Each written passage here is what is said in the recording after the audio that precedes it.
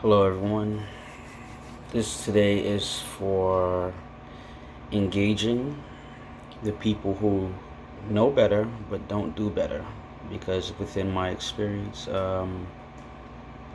people who know better don't necessarily do better when it comes to relationships and dealing with people.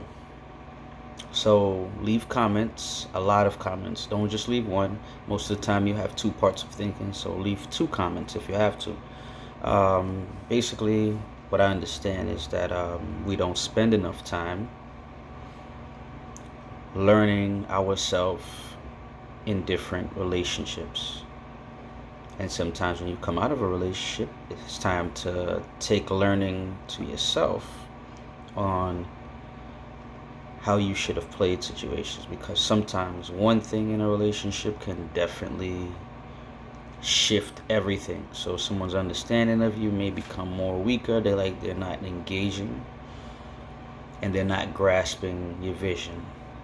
Some girl told me where do you fit in my life? And I said, it's not my choice to fit in your life. You know what I'm saying? That's up for you to show me the picture, and if I can't see myself in that picture,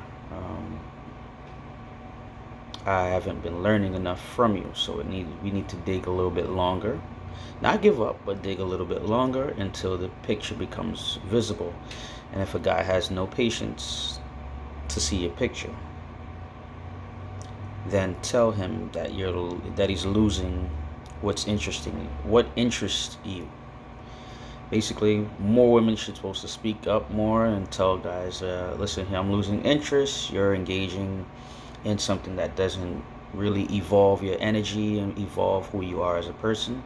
And basically, if you're going to be focused on your life and engage in my life, we have to exchange a lot of words and a lot of experiences so that we're building every day and utilizing our time together wisely, because most people kill it and they cut the deal before it gets going because they don't see it and they just become too lazy to try and throw different rods out. You know, guys are very simple, but we know where home is. So if you create a homebound situation and we know that we can't live without it, we do things to keep it, with a little bit of bad, where we keep most of our bad habits, where we could drop some of those bad habits, but you haven't engaged us in ways to drop them.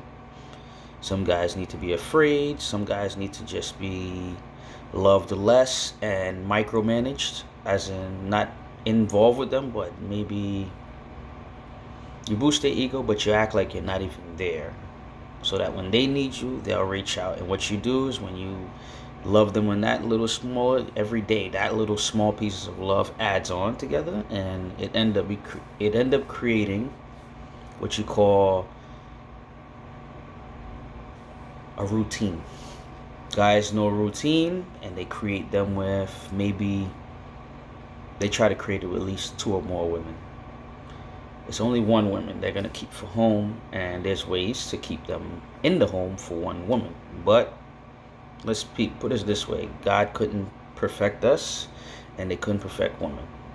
Women still can't be satisfied mentally, emotionally, and all in one relationship. So that's what you do. You lack the responsibility, knowing that you have to train a guy to see your picture all the time, not little bit, not starting an argument to train the picture. You're supposed to train the picture with love and happiness. When you fit those things in, arguments can only come in when you actually start mixing in outside information from other people who shouldn't know your business. That's the only thing that usually makes an argument in a really good interaction. When you have a relationship and you push forward with one person, but you start to interact with other voices, and it congests what you really feel, because you don't actually know what you really feel unless you keep it inside to you and talk to yourself about it for weeks and months. You could only understand it then. Sometimes it takes that long, but if you mix in other people's advice and stuff like that, it breaks down the information that you do know about yourself and what you do know about the individual that you're dealing with. So I encourage this 2020 to engage more and last longer, because relationships can bloom. We just need more time to put into it. Even there are gaps of silence. You have to have gaps of silence because you're actually engaging with an individual that you don't know. No matter how many years you grew up with them, you don't know that person. That person's going to change 4 or 5 times with you, because you are about 4 or 5 different people in here. You might have a passive, exterior, but your emotions come a little bit too strong and they're not timed. So that means when they're not timed, that means that the person doesn't even know you're going through an emotional distress, and you're giving off a backlash of everything that's built up from too long. So that way you need to be more engaging, more verbal. If they're not a verbal person, that's the number one deal breaker. Just kill that relationship, period. If they're not a verbal person, or if you don't want to kill that relationship, then you have to go out of your way and find out who they're verbal with, or go old school, force their mom or their dad on them. Like, listen here, your son, I love him, or your daughter, I love her, but her focus is on too much of this, or his focus is on too much of that. I need him to engage in this right here. I want to build and create something family-wise with him. But I don't want to force that stage of him. If he still needs growing and still needs time to go out in the street and play, let him go play. That doesn't mean you have to cut him off forever. There's still something about him that you like, and at that time you could still be exploring. Women do less exploring, more learning and experience. If you have to learn experience with more guys, experience by talking to them. Don't experience with your body. Okay? And with guys, they have to learn to experience silence, closed offness. That's when you actually start loving one girl, because that person's been there for everything, you value them now, because nobody's actually giving all that attention to their mom or their dad. So for this 2020, I want you guys to engage in more focus, and don't be afraid to be descriptive on how you want to fix something. Nobody ever creates a description on how to fix something. Like, listen, if something was wrong with me, this is the description on what may help it. Let's try it.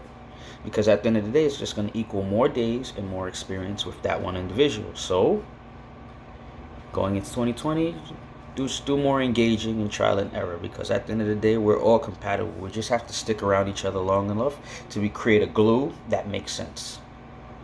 Most people have differences. We're supposed to be made with differences to make a unique baby or something unique about our relationship. Because people are too much the same, they end up becoming bored after they wasted 10 years of being similar. Because it's so easy to, burn off mad years with someone who's similar to you. And you end up becoming disgusted that you just wasted 10, 12 years because you guys were so compatible. There was nothing that you tried to fix or upgrade or do something better with yourself. So peace, people. Leave a lot of comments. You can share if you want to, but the information is for who is actually here to read it and take it in. You've heard it from King Scruffy, the swag sensei.